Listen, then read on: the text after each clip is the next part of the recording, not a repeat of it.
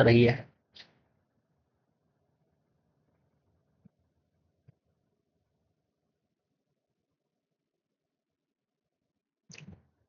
चलो, आज का टॉपिक है भाई तुम्हारा ये ये जो टॉपिक है, adjustment for reserves, accumulated profit and losses और फिक्टिशियस एसेट्स। ठीक है, इसके बारे में अब हम पढ़ने वाले हैं। ध्यान से समझना होता क्या है। जब भी कोई नया पार्टनर आता है, जब भी कोई नया पार्टनर एडमिट होता है ना, तो उस टाइम पे बैलेंस शीट तो कुछ ना कुछ रही होगी। ठीक है, बैलेंस शीट तो ऐसे रही होगी। तो ऐसे बैलेंस शीट के अंदर ना यहाँ पे बहुत सारे असेट, इधर असेट साइड और इधर लाइबिलिटी साइड में, इधर तुम्हारा कैपिटल अकाउंट्स, यहाँ पे general reserve, workman compensation reserve. ठीक है, ये सारी चीजें होती है। अगर इधर प्रॉफिट, अगर इधर पीएनएल लिखा हुआ है तो इसका मतलब वो प्रॉफिट है, जिसे हम पीएनएल का क्रेडिट बैलेंस भी बोलते हैं। ठीक है, और अगर यहां पे प्रॉफिट एंड लॉस लिखा हुआ है, इसका मतलब वो डेबिट बैलेंस है, जिसे हम लॉस भी बोलते हैं, जिसे हम लॉस बोलते हैं। ठीक है, इसके अलावा यहां पे तुम्हारा एडवर्टीजमेंट सस्पेंस अकाउंट ये होता है। ठीक है, इसके अलावा तुम्हारा प्रिलिमिनरी एक्सपेंसेस होते हैं। ठीक है, तो ये जो दो चीजें हैं, इन्हें तो हम फिक्टिशियस असेट्स बोलते हैं। ठीक है, इन्हें हम बोलते हैं फिक्टिशियस असेट्स। और ये जो पीएनएल है, ये तो क्रेडिट बैलेंस है ही। ठीक है, और यहां पे जो भी रिजर्व्स है। अब देखो क्वेश्चन में क्या बोला है कि इनका ट्रीटमेंट हम कैसे करते हैं। याद रखना, जब भी क्वेश्चन में कुछ नहीं बोला हुआ, मतलब क्वेश्चन बस ऐसे नॉर्मल है, ये सारी चीजें, ये सारी चीजें तुम्हें दी हुई है, ये सारी चीजें तुम्हें दिया हुआ है। ठीक है, और तुम्हें क्वेश्चन में कुछ भी नहीं बोला हुआ कि भाई इन्हें बांटो या मत बांटो। तो इसका मतलब अगर क्वेश्चन में कुछ भी नहीं बोला हुआ तो तुम्हें तो क्या करना है, ये जितने भी रिजर्व्स वगैरह है, प्रॉफिट या लॉस या फिर फिक्टिशियस असेट्स हैं, ये सब तुम्हें क्या करना है, ये सब तुम्हें डिस्ट्रीब्यूट करना ही पड़ेगा। ये सब तुम्हें डिस्ट्रीब्यूट करना है। और डिस्ट्रीब्यूट किसके बीच में होगा, among old partners, among old partners, पुराने पार्टनर्स के बीच में ये डिस्ट्रीब्यूट होगा। अब लॉजिक समझते हैं कि भाई पुराने पार्टनर के बीच क्यों होगा। ध्यान से समझो। अब रीजन, रीजन समझते हैं हम। ठीक है, रीजन समझते हैं। देखो, ये जो बैलेंस शीट है, ये 31 मार्च 2025 का है मान लो। और जो नया पार्टनर सी एडमिट हो रहा है, वो हो रहा है वो हो रहा है मान लो 1 जून 2025 को। तो क्या मैं बोल सकता हूं कि ये जो बैलेंस शीट है, ये प्रीवियस ईयर का है। ये तो प्रीवियस ईयर का बैलेंस शीट है, क्योंकि ये जो 1 जून 2025 है, इस साल तो 2025-26 का साल स्टार्ट हो गया। और ये जो बैलेंस शीट है, ये जो बैलेंस शीट है, वो तो 2024-25 का बैलेंस शीट है। तो प्रीवियस ईयर में जो भी प्रॉफिट या लॉस या जो भी रिजर्व्स क्रिएट हुए होंगे, जाहिर सी बात है उसमें जो भी पुराना रिजर्व्स वगैरह है, सी के एडमिशन से पहले जितने भी रिजर्व्स बने हुए, उस सब में वो पुराना रिजर्व है और उसमें पुराने पार्टनर्स का ही तो हक होना चाहिए। इसीलिए जितने भी पुराने बैलेंस शीट के अंदर जितने भी असेट्स, लाइबिलिटीज, तुम्हारे जनरल रिजर्व, ये सारी चीजें होती है, उन सब में ओल्ड पार्टनर्स का हक होता है। ठीक है, उसमें ओल्ड पार्टनर्स, वो सब ओल्ड पार्टनर्स के बीच, इसलिए ओल्ड पार्टनर्स के बीच में बंटता है वो। ठीक है, इतना पता चल गया हमें। अब देखो ध्यान से, अब होता कैसे, ध्यान से समझना। याद रखना, ओल्ड पार्टनर्स के बीच में, ओल्ड पार्टनर्स के बीच में, ओल्ड पार्टनर्स के बीच में और ओल्ड रेशो में बटेगा, क्योंकि वो पुरानी चीजें हैं तो पुराने पार्टनर के बीच में बट के खत्म हो जाएगा। अब ध्यान से समझते हैं। पहली चीज, पहला हम समझते हैं जनरल रिजर्व। जनरल रिजर्व, ठीक है, जनरल रिजर्व मान लो 10,000 रुपए है। जनरल रिजर्व बैलेंस शीट में 10,000 रुपए का दिख रहा था पुराने बैलेंस शीट में। और दो पार्टनर है ए एंड बी और उनका रेशो है 3:2। तो ये ओल्ड पार्टनर्स के बीच में बढ़ जाएगा। सिंपल सी चीज है, ओल्ड पार्टनर्स के बीच में क्या हो जाएगा, बढ़ जाएगा। तो इसकी जनरल एंट्री क्या होगी, जनरल रिजर्व, रिजर्व्स का जो नेचर होता है वो क्रेडिट नेचर का होता है। जब रिजर्व्स बढ़ जाएंगे, खत्म हो जाएंगे, तो वो डेबिट हो जाएगा। तो तुम्हारा जनरल रिजर्व अकाउंट जो है वो डेबिट हो जाएगा। और वो किस किस को मिल जाएगा, पुराने पार्टनर्स के बीच में, टू एस कैपिटल और टू 20 कैपिटल अकाउंट, ठीक है। और कितना कितना मिलेगा, 3:2 रेशो में। तो ये जो 10,000 है, 10,000 का 3/5 ए को मिलेगा जो कि तुम्हारा 6,000 हो जाएगा, और बी को कितना मिलेगा, बी को मिलेगा तुम्हारा 4,000 रुपीज, ठीक है। ये हो गया तुम्हारा जनरल रिजर्व की एंट्री। चलो इसके अलावा अब आगे देखते हैं। नेक्स्ट नेक्स्ट मान लो यहां पे पीएनएल अकाउंट लिखा हुआ है। पीएनएल का क्रेडिट बैलेंस, यानी कि क्रेडिट बैलेंस किस साइड शो होता है, लाइबिलिटी साइड, और ये असल में क्या होता है, प्रॉफिट होता है। तो अगर लाइबिलिटी साइड में अगर कोई पीएनएल अमाउंट है, पीएनएल का अमाउंट, इसका मतलब वो प्रॉफिट है। मान लो प्रॉफिट भी मैं कैलकुलेशन सिंपल रखने के लिए 10,000 ही ले रहा हूं, प्रॉफिट भी 10,000 है। तो ये प्रॉफिट भी किसका है, पुराने पार्टनर्स के बीच में बटेगा, क्योंकि ये कहां पर दिख रहा है, ये ओल्ड बैलेंस शीट के अंदर दिख रहा है, ठीक है। तो इसका अभी, तो ये जो प्रॉफिट है, ये जो प्रॉफिट है, प्रॉफिट जब बटेगा, प्रॉफिट का नेचर क्या होता है, क्रेडिट नेचर। तो जब ये बटेगा तो ये डेबिट हो जाएगा, ठीक है। तो पीएनएल अकाउंट डेबिट टू किस किस को मिलेगा, टू एस कैपिटल और टू बीस कैपिटल, इनको मिल जाएगा। और कितना कितना मिलेगा, ये 10,000 तो यहां से डेबिट हो जाएगा, और इसको मिल जाएगा 6,000, और इसको मिल जाएगा 4,000, ठीक है। चलो उसके बाद तीसरा वर्कमैन कंपनसेशन रिजर्व, ठीक है। अगर आपको वर्कमैन कंपनसेशन रिजर्व के बारे में नहीं पता, ठीक है, तो फिर आपको क्या नाम है, फोर्थ चेंज इन पीएसआर वाला चैप्टर आपको पता होना चाहिए, उसी के अंदर वर्कमैन कंपनसेशन रिजर्व है, ठीक है। तो वर्कमैन कंपनसेशन रिजर्व असल में क्या होता है कि कोई भी पार्टनर, अगर कोई भी इंप्लॉय, कोई भी वर्कमैन, अगर किसी को कोई चोट वोट लग जाती है तो उसको कंपनसेट करने के लिए एक रिजर्व बना के रखते हैं, ठीक है। तो जो भी कंटिजेंट लाइबिलिटीज हो सकती हैं उसके लिए हम ये बना के रखते हैं, मतलब जो भी चोट वोट लग जाए। तो मान लो वर्कमैन कंपनसेशन रिजर्व 10,000 रुपए का है, ठीक है। पूरे साल किसी को चोट नहीं लगा, तो ये रिजर्व ऐसे का ऐसा पड़ा हुआ है, और ये रिजर्व पुराने बैलेंस शीट में पड़ा हुआ है, इसका मतलब इसमें पुराने पार्टनर्स का हक है। और ये रिजर्व अभी तक किसी को चोट नहीं लगा, तो ये रिजर्व ऐसे ही पड़ा हुआ है, तो ये किसके बीच में बढ़ जाएगा, ओल्ड पार्टनर्स के बीच में। अब ये रिजर्व है, रिजर्व का क्रेडिट बैलेंस होता है, तो जब इसको मैं खत्म करूंगा तो ये डेबिट हो जाएगा, जब इसको बांटूंगा तो WCR account, workman compensation reserve account debit to S capital और टू बीस कैपिटल। कितना, 10,000 ये, और इसके हिस्से में 6,000, इसके यहाँ पे 4,000। क्या यहां तक आ गया समझ में, ठीक है। अब उसके बाद चौथा देख लेते हैं भाई। चौथा चौथा अब क्या है, मान लो पीएनएल, पीएनएल का डेबिट बैलेंस है। डेबिट बैलेंस होने का मतलब, अगर पीएनएल अकाउंट, अगर एसेट साइड पे, ये रहा बैलेंस शीट, अगर यहां पे पीएनएल लिखा हुआ है तो इसका मतलब वो क्या है, तुम्हारा लॉस है। इसका मतलब वो क्या है, तुम्हारा लॉस। और लॉस कितना दिख रहा है, लॉस तुम्हारा मान लो दिख रहा है और 10,000 रुपए का। तो ये लॉस भी क्या है, पुराने बैलेंस शीट में है, तो पुराने पार्टनर्स को इसमें से चीजें देखनी पड़ेंगी, ठीक है। तो पुराने पार्टनर्स के बीच में बटेगा ये। तो एक बात बताओ, पीएनएल का डेबिट बैलेंस होने का मतलब लॉस है, और लॉस का नेचर क्या होता है, डेबिट नेचर होता है। लॉस का नेचर क्या होता है, डेबिट नेचर का होता है लॉस। तो लॉस बढ़ेगा, सॉरी लॉस बटेगा। तो जब लॉस, जो चीज डेबिट है, डेबिट नेचर है, अगर उसको मैं बांट करके खत्म करूंगा तो उसको क्रेडिट करना पड़ेगा। तो क्रेडिट कर दिया मैंने to PNL account, to PNL account पूरा का पूरा 10,000 रुपए से क्रेडिट कर दिया। और ये लॉस किसके बीच में बटेगा, ओल्ड पार्टनर्स के बीच में। ओल्ड पार्टनर्स को जब लॉस झेलना पड़ेगा तो उनका कैपिटल कम हो जाएगा, और कैपिटल कम होगा तो डेबिट हो जाएगा। तो ए का कैपिटल अकाउंट डेबिट, ए का कैपिटल अकाउंट डेबिट, बी का कैपिटल अकाउंट भी डेबिट, ठीक है। 6,000 और 4,000, वही 3:2 रेशो के हिसाब से। तो ये एंट्री हो गई। ऐसे ही अगला देखते हैं भाई,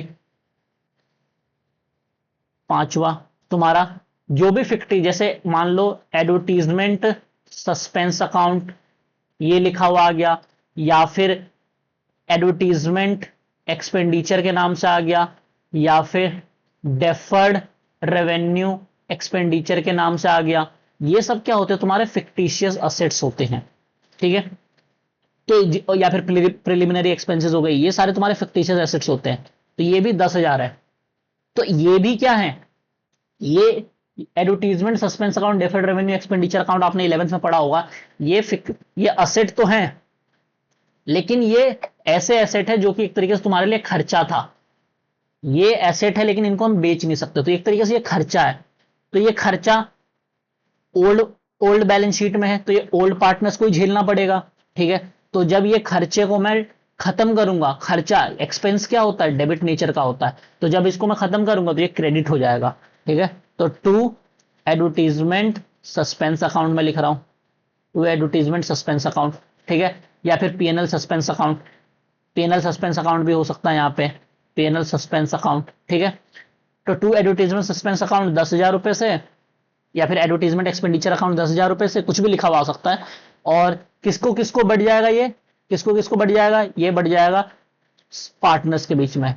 तो to S capital account debit और बीस कैपिटल अकाउंट डेबिट। ठीक है, इनको बढ़ गया 6,000 और 4,000। आ गया समझ में, ये डेबिट नेचर था, खत्म किया तो क्रेडिट हो गया, और पार्टनर्स के कैपिटल से माइनस हो जाएगा तो पार्टनर का कैपिटल अकाउंट डेबिट हो गया। तो ये होगा इसकी ट्रीटमेंट, सिंपल, खत्म हो गया यहां पे। ठीक है, ये यहां पे आ गया, इसका खत्म हो गया। अब एक टॉपिक और है इसके अंदर, वो भी देख लेते हैं हम। ठीक है, अब देखो ध्यान से, हमने ये पढ़ लिया यहां पे, इसको मैं मिटा देता हूं, इसको मैं मिटा देता हूं भाई साहब। चलो देखो ध्यान से, वेन नथिंग इज मेंशन्ड, जब कुछ भी मेंशन नहीं होता है। ठीक है, जब कुछ भी मेंशन नहीं होता है तो रिजर्व्स, तो जो भी तुम्हारे reserves, profit and losses are, ये सब कहां पे, ये सब शेयर होते हैं तुम्हारे ओल्ड पार्टनर्स के बीच में और ओल्ड रेशो में। ठीक है, ओल्ड पार्टनर्स में और ओल्ड रेशो में ये सब तुम्हारे शेयर होते हैं। In case in case in case अगर पार्टनर्स ने डिसाइड किया है नॉट टू डिस्ट्रीब्यूट, ध्यान से समझना, पार्टनर ने डिसाइड किया कि जो भी रिजर्व्स, प्रॉफिट और लॉस है उसको हम डिस्ट्रीब्यूट नहीं करेंगे, उसको एज इट इज रहने देंगे। मतलब पता है क्या इसका मतलब ये है कि ये जो बैलेंस शीट है इसके अंदर जो भी रिजर्व्स और प्रॉफिट और लॉसेस दिख रहे हैं, इनको अभी हमने क्या किया, डिस्ट्रीब्यूट किया। लेकिन अगर मान लो पार्टनर्स ने डिसाइड कर लिया कि हम डिस्ट्रीब्यूट नहीं करेंगे, पार्टनर्स ने डिसाइड कर लिया कि हम डिस्ट्रीब्यूट नहीं करेंगे, तो उस केस में क्या करते हैं, ध्यान से समझना, लॉजिक बता रहा हूं, ध्यान से समझना। अब ध्यान से समझना, मान लो ये तुम्हारा बैलेंस शीट है।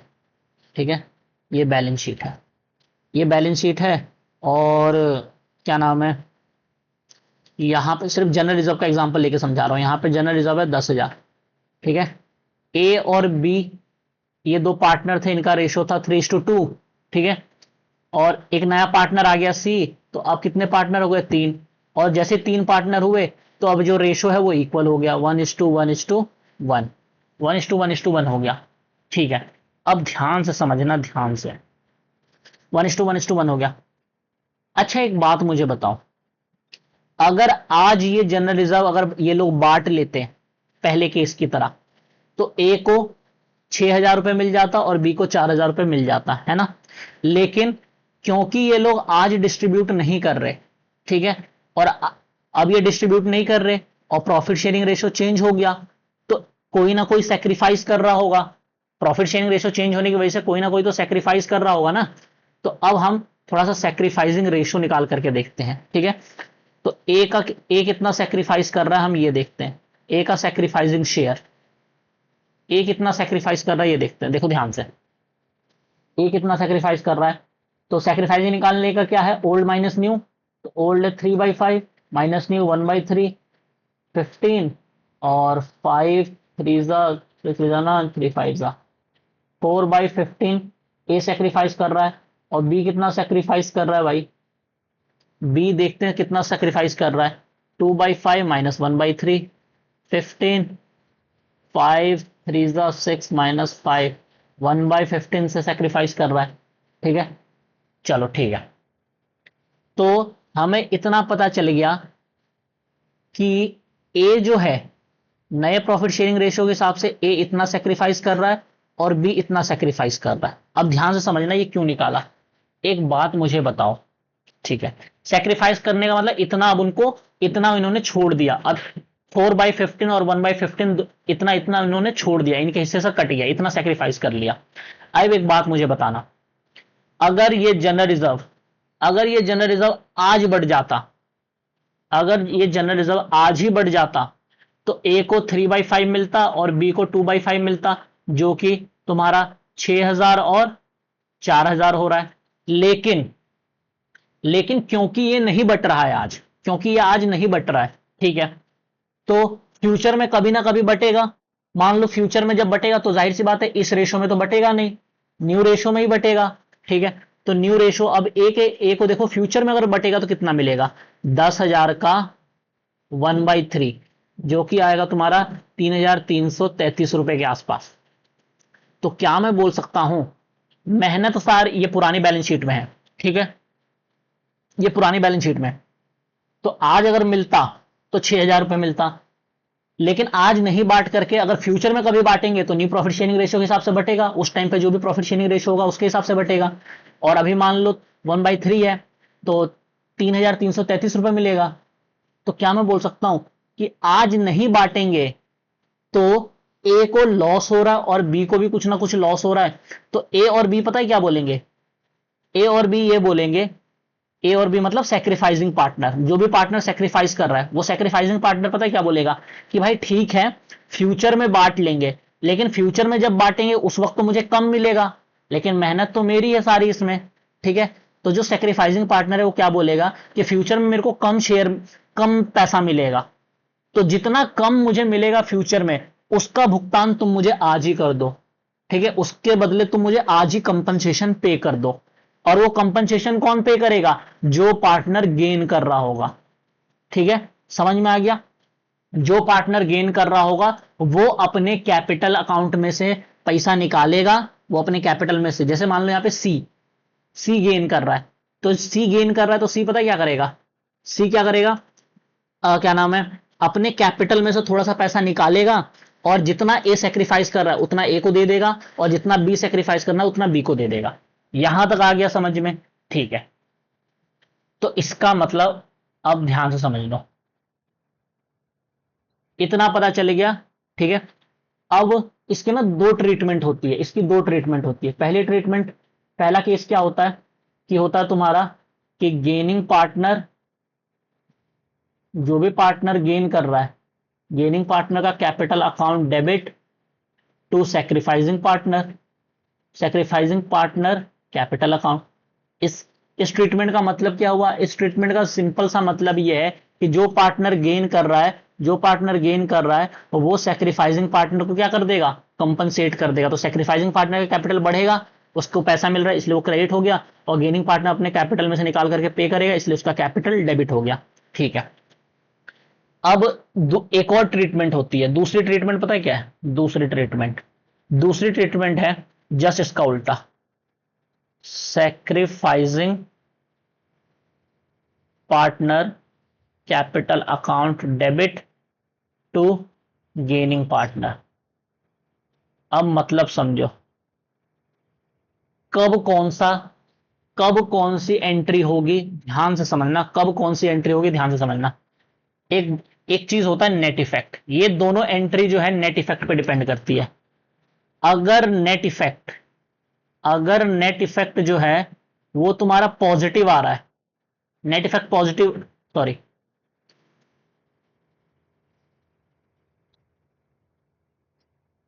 अगर तुम्हारा नेट इफेक्ट पॉजिटिव आ रहा है तब तो ये एंट्री होगी, बताता हूं नेट इफेक्ट क्या होता है।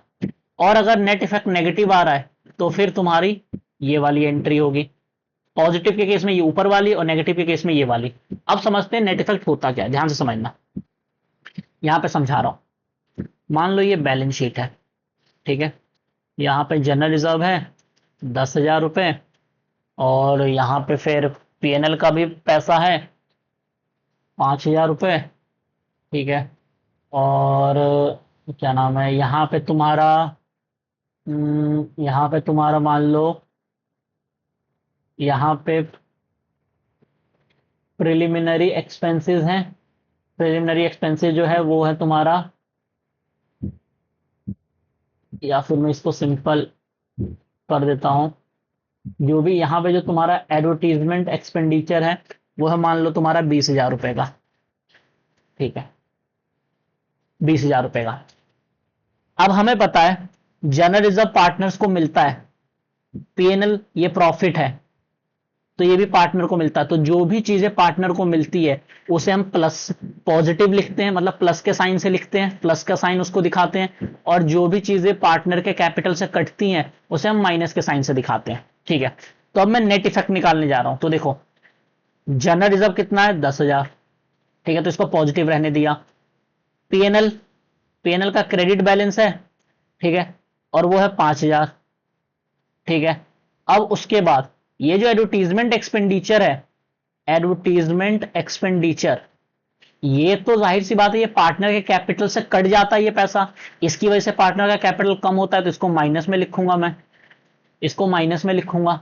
ठीक है, तो क्या मैं बोल सकता हूं, ये जो आया है, ये जो अमाउंट आता है इसे हम बोलते हैं नेट इफेक्ट। इस अमाउंट को हम क्या बोलते हैं, नेट इफेक्ट। इस अमाउंट को क्या बोलते हैं हम, नेट इफेक्ट। तो नेट इफेक्ट क्या मैं बोल सकता हूं, माइनस में आया है, नेगेटिव आया है। तो माइनस में नेट इफेक्ट आने का मतलब पता है क्या है, कि नेट लॉस का अमाउंट हो रहा है 5,000 रुपए। अब एक बात बताओ, आज अगर वो लोग बांटेंगे, आज अगर बांटेगा कोई भी बंदा, आज के आज अगर ये सारी चीजें ये लोग डिस्ट्रीब्यूट करते, तो पुराने पार्टनर्स को नेट 5,000 रुपए का लॉस होता। ठीक है, जो भी उनके ओल्ड रेशो होता उस रेशो में बढ़ता और नेट 5,000 रुपए का लॉस होता।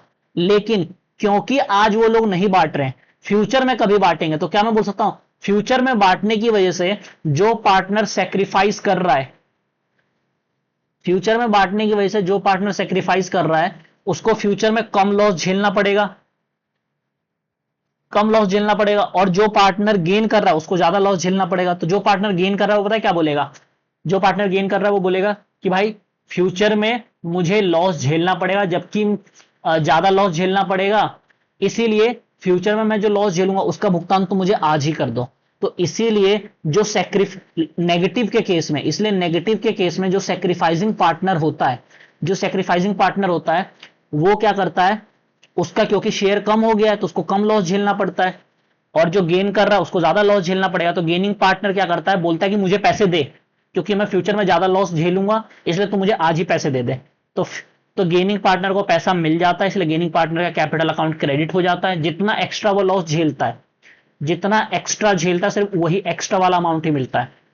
ठीक है, तो मान लो जैसे कि मान लो ए जो है वो प्रॉफिट शेयरिंग, पहले ए मान लो पहले 4,000 रुपए ही क्या करता, लॉस झेलता। लेकिन नए पार्टनर, नया प्रॉफिट शेयरिंग रेशियो होने की वजह से ए का शेयर मान लो बढ़ गया, ए का शेयर बढ़ गया, तो अब ए जो है 6,000 रुपए लॉस झेलेगा। तो ये जो एक्स्ट्रा 2,000 रुपए लॉस झेलेगा ना ए, तो ए क्या बोलेगा कि भाई मैं फ्यूचर में 2,000 रुपए एक्स्ट्रा लॉस झेलूंगा, इसलिए तुम मुझे आज ही पे कर दो। तो जो गेनिंग पार्टनर होता है उसका गेनिंग कब होता है, जब उसका शेयर बढ़ गया है, और जब शेयर बढ़ेगा तो प्रॉफिट में भी ज्यादा हिस्सा मिलेगा और लॉस में भी ज्यादा हिस्सा मिलेगा, तो फ्यूचर में उसको ज्यादा लॉस झेलना पड़ेगा। ठीक है, तो इसलिए वो क्या बोलता है कि मुझे आज ही मेरा पेमेंट कर दो, कंपनसेट कर दो। इसलिए गेनिंग पार्टनर को मिलता है पैसा नेगेटिव के केस में, इसलिए वो क्रेडिट हो गया, और सेक्रीफाइसिंग पार्टनर पे करता है इसलिए वो डेबिट हो गया।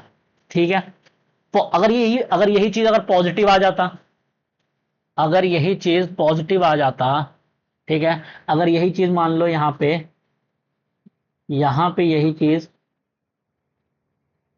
यही चीज मान लो 7,000 रुपए होता, 7,000 रुपए होता, तो जनरल रिजर्व 10,000, पीएनएल का क्रेडिट बैलेंस 5,000, और मैं क्या लिखता हूं यहाँ पे, एडवर्टीजमेंट एक्सपेंडिचर जो है 7,000, तो 8,000 रुपए पॉजिटिव बचता। तो ये जो 8,000 रुपए पॉजिटिव है, इसका मतलब नेट अगर आज बढ़ जाता तो नेट 8,000 रुपए का फायदा हो जाता सभी पार्टनर्स को, मतलब पुराने पार्टनर्स को। लेकिन क्योंकि ये कल को बटेगा, तो जब ये कल बटेगा तो जो पार्टनर सेक्रीफाइस करेंगे उनको कम मिलेगा, इसलिए सेक्रीफाइसिंग पार्टनर क्या बोलेंगे कि भाई मेरे को आज ही मेरा पैसा पे कर दो। ठीक है, तो इसीलिए पॉजिटिव के केस में जो सेक्रीफाइसिंग पार्टनर है वो पैसे ले लेगा, क्योंकि फ्यूचर में उसको कम प्रॉफिट मिलेगा, इसलिए वो क्या बोलेगा, मुझे आज ही कंपनसेट कर दो, इसलिए उसका कैपिटल अकाउंट बढ़ जाएगा और गेनिंग पार्टनर का कैपिटल क्या हो जाएगा, डेबिट हो जाएगा, क्योंकि गेनिंग पार्टनर अपने कैपिटल में से निकाल करके देगा। यहां तक आ गया समझ में? ठीक है, अब ये एडजस्टमेंट देख लो भाई, अब ये एडजस्टमेंट देख लेते हैं। तो सबसे पहले हम क्या करते हैं, नेट इफेक्ट निकालते हैं। सबसे पहले नेट इफेक्ट, ठीक है, अगर नेट इफेक्ट पॉजिटिव रहा, अगर नेट इफेक्ट पॉजिटिव रहा तो एंट्री क्या होगी, गेनिंग पार्टनर। अगर नेट इफेक्ट पॉजिटिव है, तो जो गेनिंग पार्टनर है अपने कैपिटल में से निकाल करके पैसा सेक्रीफाइसिंग को पे करेगा। लेकिन अगर नेट इफेक्ट नेगेटिव हो गया, अगर नेट इफेक्ट नेगेटिव हो गया, तो सेक्रीफाइसिंग पार्टनर जो है वो पे करेगा किसको? गेनिंग पार्टनर को। ठीक है, यहां तक लॉजिक तो हमने समझ लिया। अब एक क्वेश्चन कर लेते हैं, देखो ध्यान से, सिंपल सी चीज है। ये क्वेश्चन है और ये कुछ इंफॉर्मेशन दिया हुआ है। ठीक है, ये इंफॉर्मेशन दिए हुए हैं, ये कुछ इंफॉर्मेशन है। अब देखना ध्यान से, जनरल रिजर्व 1.5 लाख रुपए का है, तो ये पार्टनर्स को मिलता है। ठीक है, तो ये तो पॉजिटिव साइन है। ठीक है, ये तो पॉजिटिव साइन है, पार्टनर्स को मिलता है, इसलिए इसको प्लस में लिखेंगे। कंटिजेंसी रिजर्व, रिजर्व है, जाहिर सी बात है पार्टनर्स में बटेगा, तो इसको भी पॉजिटिव। ठीक है, पेनल का क्रेडिट बैलेंस है, पेनल का क्रेडिट बैलेंस है, ये भी पार्टनर को मिलता है क्योंकि प्रॉफिट होता है, तो ये भी प्लस में। एडवर्टीजमेंट सस्पेंस डेबिट बैलेंस, इसका मतलब ये खर्चा है, तो ये माइनस होता है। ये क्या होता है? ये माइनस होता है। तो देखो नेट इफेक्ट कितना आ रहा है, ये देखो 1.5 लाख प्लस 60,000 प्लस 90,000 माइनस 1,20,000, तो नेट इफेक्ट आ रहा है 1,80,000 रुपए, वो भी प्लस का। ठीक है, 1,80,000 रुपए नेट इफेक्ट आ रहा है। ठीक है, 1,80,000 रुपए नेट इफेक्ट आ रहा है। अब हमें पता है कि 1,80,000 रुपए पॉजिटिव आ रहा है, इसका मतलब अगर ये आज बढ़ जाता, अगर ये सारी चीजें अगर हम आज ही बांट देते, तो पुराने पार्टनर्स को 1,80,000 रुपए नेट नेट पैसा मिल जाता। इस 1,80,000 में से थोड़ा सा ए को मिलता और थोड़ा सा बी को मिलता। ठीक है, ऐसा हो जाता। लेकिन क्योंकि ये लोग आज नहीं बांट रहे हैं, फ्यूचर में कभी बांटेंगे, इन्होंने क्या डिसाइड किया है? इन्होंने डिसाइड किया है कि भाई साहब, यहां पे बोला है they also decided to record the effect of the following without affecting their book values. मतलब वो लोग क्या सोच रहे हैं कि भाई साहब हम इसको डिस्ट्रीब्यूट नहीं करेंगे, इन सब चीजों को हम इनको डिस्ट्रीब्यूट नहीं करेंगे, हम इनको एज इट इज, इनको बिना इफेक्ट किए अगले साल की बैलेंस शीट में लेकर जाना चाहते हैं। तो जाहिर सी बात है अगले साल की बैलेंस शीट में लेकर जाएंगे तो जो पार्टनर सेक्रीफाइस करेगा उसको फ्यूचर में कम पैसा मिलेगा। पॉजिटिव आया है, तो जो पार्टनर सेक्रीफाइस करेगा उसको फ्यूचर में कम पैसा मिलेगा, इसलिए सेक्रीफाइसिंग पार्टनर क्या बोलेगा कि मुझे आज ही पैसा दे दो। ठीक है, तो सेक्रीफाइसिंग पार्टनर पैसा मांगेगा।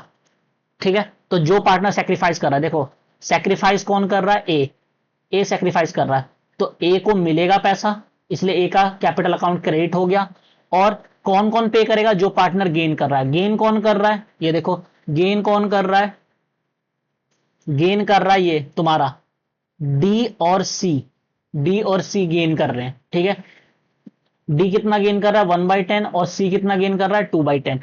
तो इस 1,80,000 का, इस 1,80,000 का 2/10 सी गेन कर रहा है, तो उतना ही पैसा वो ए को पे करेगा। और डी जो है इस 1,80,000 का 1/10 गेन कर रहा है, तो 1/10 पे करेगा। तो 18,000 रुपए डी पे करेगा और सी जो है वो 36,000 रुपए पे करेगा, क्योंकि वो 2/10 से गेन कर रहा है। ठीक है, 36,000 रुपए। यहां तक आ गया समझ में? तो सी जितना गेन कर रहा है सी, उतना पैसा वो पे करेगा, डी जितना गेन कर रहा है उतना पैसा वो पे करेगा, और ए क्योंकि सेक्रीफाइस कर रहा है तो ए को कंपनसेशन मिल रहा है, इसलिए ए का कैपिटल अकाउंट क्रेडिट हो गया। बस इतना ही है इसके अंदर। ठीक है, मिलते हैं भाई नेक्स्ट वीडियो में, तब तक ये क्वेश्चन प्रैक्टिस कर लेना। इसका स्क्रीनशॉट बेशक चाहो तो ले लो। ठीक है, इसका स्क्रीनशॉट ले सकते हो तुम लोग, अच्छा क्वेश्चन है, इसका स्क्रीनशॉट ले लो और इस क्वेश्चन को कर लेना। छोटा सा क्वेश्चन है, और तुम्हारे बुक टीएस ग्रेवाल अगर तुम बुक फॉलो करते हो तो उसके अंदर भी ना ऐसा क्वेश्चन है, तो तुम ऐसा क्वेश्चन कर सकते हो। ये जो क्वेश्चन है ना, ये वाला क्वेश्चन, ये तुम्हारे चेंज इन पीएसआर के अंदर भी है और तुम्हारे एडमिशन के अंदर भी है। तो वहां से दोनों चैप्टर के अंदर से एक एक इलस्ट्रेशन, दो इलस्ट्रेशन दिए हुए हैं, एक एक दो इलस्ट्रेशन वहां से तुम कर सकते हो। चलो मिलते हैं नेक्स्ट वीडियो में। नेक्स्ट वीडियो में हम पढ़ेंगे, नेक्स्ट वीडियो में हम ये पढ़ेंगे, ये जो है ना तुम्हारा रिवैल्यूएशन, मोस्ट इंपॉर्टेंट। ठीक है, नेक्स्ट वीडियो में हम ये पढ़ेंगे। चलो आज के लिए इतना ही रखते हैं, बाकी फिर नेक्स्ट क्लास में करेंगे।